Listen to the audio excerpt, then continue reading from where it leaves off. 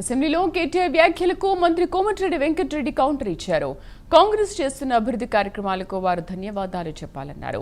గత ప్రభుత్వం రాష్ట్రాన్ని అప్పుల పాలు చేసిందని దాన్ని గడిన పెడుతూ ఒక్కొక్కటి చేసుకుంటూ వెళ్తున్నామన్నారు. బీఆర్ఎస్ చేసిన అప్పులను కడుతూ రాష్ట్రాన్ని ముందుకు తీసుకెళ్తున్నామన్నారు.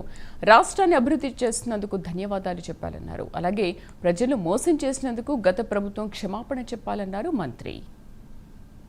నీవు తెల్ల రేషన్ కార్డు ఇచ్చి సన్న బియ్యం ఇస్తున్నందుకు ఇవాళ 20,000 కోట్లతోని మా ఫైనాన్స్ మినిస్టర్ గారు ఇవాళ యంగ్ ఇండియా స్కూల్స్ పేరు మీద కుల మతాలకు అతీతంగా ఒక యంగ్ ఇండియా ఇంటర్నేషనల్ మోడల్లో ఇవాళ స్కూళ్లు కట్టి సగం స్కూల్ పూర్తిగా వస్తున్నందుకు ఇవాళ ఆర్టీసీలో 278 కోట్ల మంది 11,000 కోట్ల రూపాయలు ఇవాళ ఆర్టీసీకి చెల్లించి ఉచితంగా మా అక్కా చెల్లెలు బడికి పోయినా గుడికి పోయినా అమ్మగారింటికి పోయినా ఉచితంగా పోతున్నందుకు ఇంకా ఈ రోజు మీరు గ్రామాలలో చూడండి, ఏ గ్రామానికి వెళ్ళా 30-40 ఇందిరమ్మ ఇల్లు కడుతున్నందుకు తప్పకుండా మీరు ధన్యవాదాలు చెప్పాలి.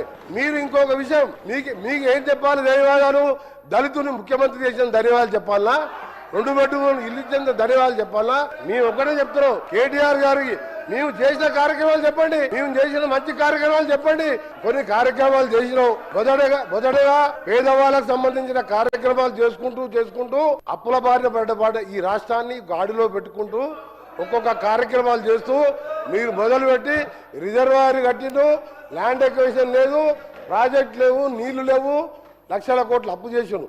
అవన్నీ కూడా సెట్ చేసుకుంటూ ఈ 2.5 సంవత్సరాల్లో 3,25,000 కోట్ల అప్పులు మీరు చేసిన దాన్ని బాకీలు కట్టి ఓ రాష్ట్రాన్ని గాడిలో పెడుతున్న సందర్భంలో తప్పకుండా మీరు ధన్యవాదాలు చెప్పాలి.